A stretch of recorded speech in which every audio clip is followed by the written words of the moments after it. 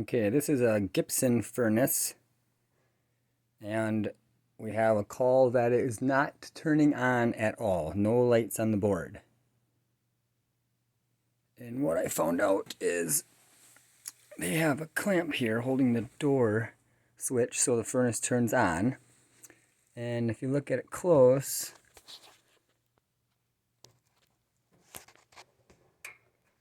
oh, can't really see it. It's a little brown around the connection there. So I'm thinking our door switch is bad. Sometimes they don't go bad. It's just a bad connection. So we're going to take a peek at that and see if it works.